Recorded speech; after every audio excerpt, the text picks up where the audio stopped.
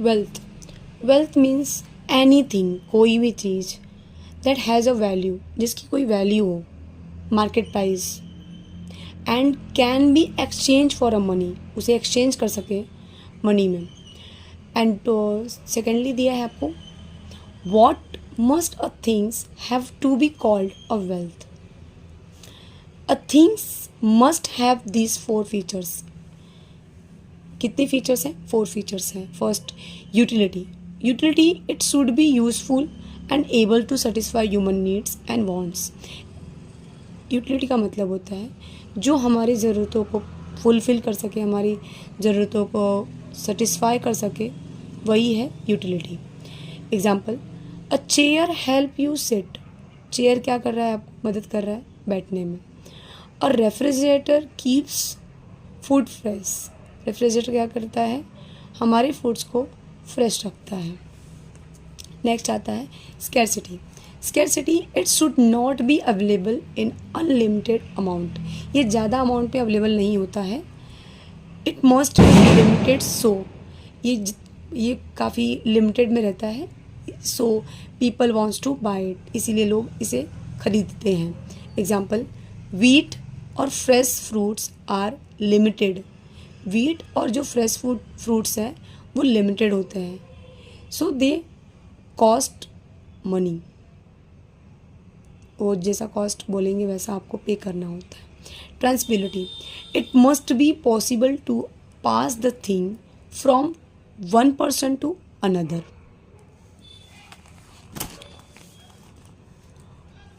For from one place to another place. Example, you can sell your bicycle to your friend. A car or gold jewellery can also be given or sold to someone else. That is called transferability. देखो, हम इसको बेच सकते हैं, इनको हम transfer कर सकते हैं one place to another place. That is called a transferability. Externality, externality का मतलब होता है it should be something outside, जो आउटसाइड होता है द ह्यूमन बॉडी, हमारे ह्यूमन बॉडी के ऊपर, not a part of you.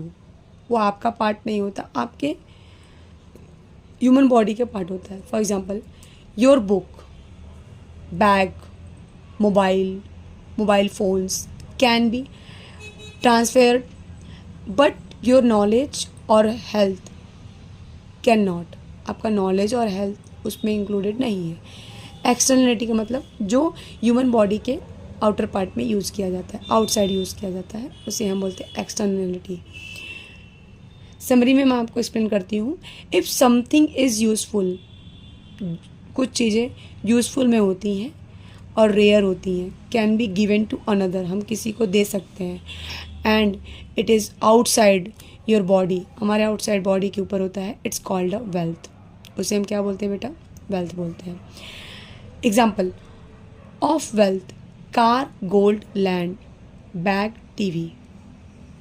Not wealth, not wealth का मतलब होता है your intelligence, air, not scarce or your own body can not be transfer. आपकी ओन बॉडी ट्रांसफ़र नहीं हो सकती, आपके माइंड ट्रांसफ़र नहीं हो सकते, आपकी इंटेलिजेंस ट्रांसफ़र नहीं हो सकते, एयर ट्रांसफ़र नहीं हो सकता। It's called a not wealth. Wealth का मतलब होता है जो आपके आउटर साइड में अवेलेबल हो, आउटसाइड में अवेलेबल हो। For example, car, gold, land, bag, house, that's thing is called a wealth. इसे हम वेल्थ बोलते हैं। I hope all of you understand.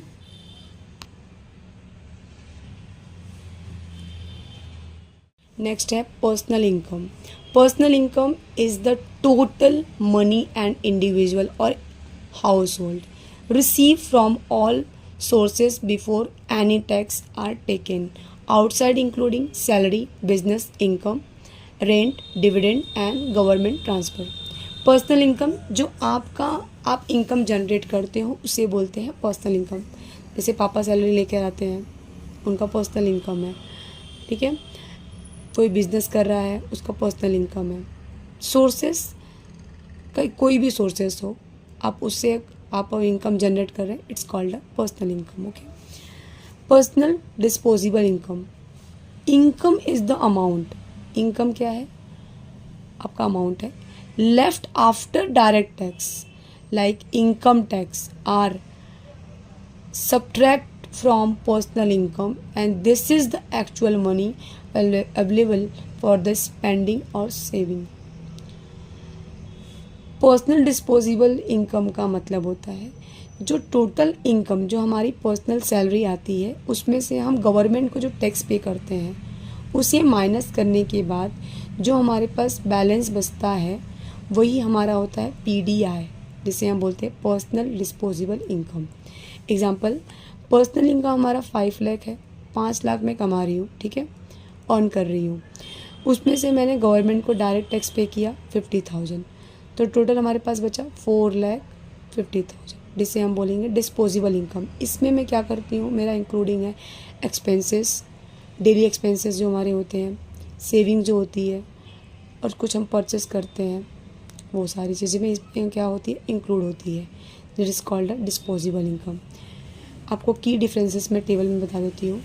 Term personal income, disposable income, total money from all tax, पूरे tax को मिला करके जो हमारी टोटल इनकम होती है, जो टोटल हमारी सैलरी होती है वो. Disposal income, money left after paying available for the spending और सेविंग, मतलब डायरेक्ट टैक्स हम लोग माइनस करने के बाद जो लेफ्ट बचता है, जो लेफ्ट अमाउंट रहता है उसे हम बोलते हैं disposable income. It is called a disposable income. Next आते हैं, हमारा नेक्स्ट है इकोनॉमिक एक्टिविटी. इकोनॉमिक एक्टिविटी में आता है, economic activities are divided into 4 main types, जैसे first production, distribution, exchange, consumption. Here is a easy explanation with the practical example for each type. जितने भी आपको यहाँ पे दिए हुए हैं पॉइंट, उस सभी के प्रैक्टिकल एग्जाम्पल और इजी एक्सप्लेनेशन मैं आप लोग को दूंगी, जिससे आप लोग काफ़ी अच्छे तरीके से अंडरस्टैंड कर पाएंगे कि एक्चुअली होता क्या है. ओके, प्रोडक्शन क्या होता है? प्रोडक्शन का मतलब होता है creating goods and services using the resources like raw material, labour, machine. For example, एक बेकरी है and use a floor, sugar and eggs to bake a bread and cake, and this is a bakery is producing a bakery product and that people can buy and use. Production का मतलब है वहाँ पे आपको ना raw material जो होते हैं उसका यूज़ करके एक फाइनल गुड्स को बनाया जाता है, उसे हम बोलते हैं प्रोडक्शन, जहाँ पे क्रिएटिंग किया जाता है गुड्स का. और सर्विसेज यूजिंग द रिसोर्सेज, कुछ रिसोर्सेज का यूज़ करके हम क्या करते हैं, प्रोडक्ट को तैयार करते हैं. यहाँ पे मैंने एग्जांपल लिखा है आप लोगों के लिए. अब बेकरी है जिसमें यूज़ कर रहे हैं हम लोग फ्लोर का, शुगर का एंड एग्स का टू बेक अ केक. हम केक बनाते हैं, ब्रेड बनाते हैं उसका यूज़ करके. नेक्स्ट आता है डिस्ट्रीब्यूशन. डिस्ट्रीब्यूशन का मतलब होता है refers to delivering the produced goods. जो प्रोड्यूस मैंने यहाँ पे गुड्स किया है, जो मैंने गुड्स यहाँ बनाई है, उसको मैं क्या कर रही हूँ, अब डिस्ट्रीब्यूट करने वाली हूँ मार्केट में. तो goods from the maker to the consumer. Makers जहाँ से गुड्स बना वहाँ से हम कंज्यूमर तक पहुँचाते हैं. In this bakery example, distribution happens when the bakery sell its bread. जब वो ब्रेड को सेल करती है, जो बेकरी होती है, प्रोडक्शन जहाँ से क्रिएट हुआ, अब वो बनाने के बाद उसको सेल करेगी. सेल करने के बाद जो स्टोर पे पहुँचता है, स्टोर पे, रेस्टोरेंट पे, फिर डायरेक्टली कस्टमर के पास, and in its shop delivery trucks and sales channel help to product reach the buyers. उसका डिस्ट्रीब्यूशन होने के बाद वो फाइनली कस्टमर के पास पहुँचता है. ठीक है. एक्सचेंज का आता है.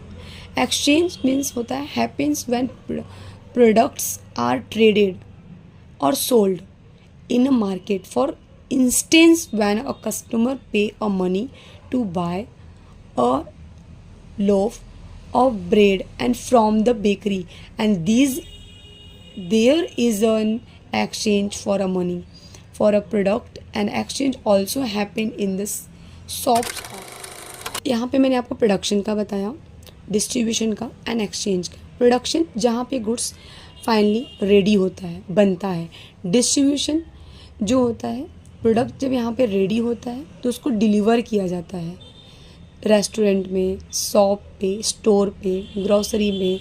वहाँ पे हम क्या करते हैं, उसको रीच आउट करते हैं, बायर्स के पास हम लोग रीच करते हैं।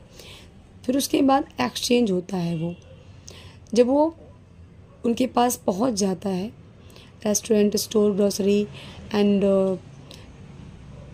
स्टोर्स पे, तो उसके बाद जब वो कस्टमर वहाँ से परचेस करते हैं तो उसके बदले में प्रोडक्ट पहले लेते हैं, देन आफ्टर मनी देते हैं। मीन्स एक्सचेंज हो रहा है, हम मनी दे रहे हैं और प्रोडक्ट हम ले रहे हैं। It's means exchange, value in exchange.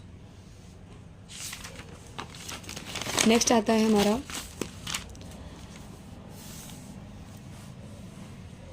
consumption. Consumption means using the goods or services. When a person eat bread or cake bought from the bakery, that is consumption. And the purpose for a production, distribution and exchange is for people to finally use or consume the product or services. देखिए, जो consumption होता है, finally हम उसको क्या कर रहे हैं, यूज़ कर रहे हैं। जो प्रोड्यूस हुआ उसके बाद डिस्ट्रीब्यूट हुआ, देन आफ्टर एक्सचेंज हुआ एंड फाइनली हम उसको क्या कर रहे हैं, कंज्यूम कर रहे हैं, ले रहे हैं। दैट मीन्स बेकरी से प्रोडक्ट बना, फिर वो पहुंचा शॉप पे, फिर उसके बाद वो शॉप से कस्टमर ने परचेस करने के बाद उसको यूज़ कर रहा है। That is consumption process. Practical example में हम using the bakery. The bakery produce a bread using the ingredient. जहाँ पे इंग्रेडिएंट का यूज़ हो रहा है, it's means production. The bread is sent the store. जो ब्रेड है वो कहाँ स्टोर किया जा रहा है, सेंड किया जा रहा है स्टोर पे।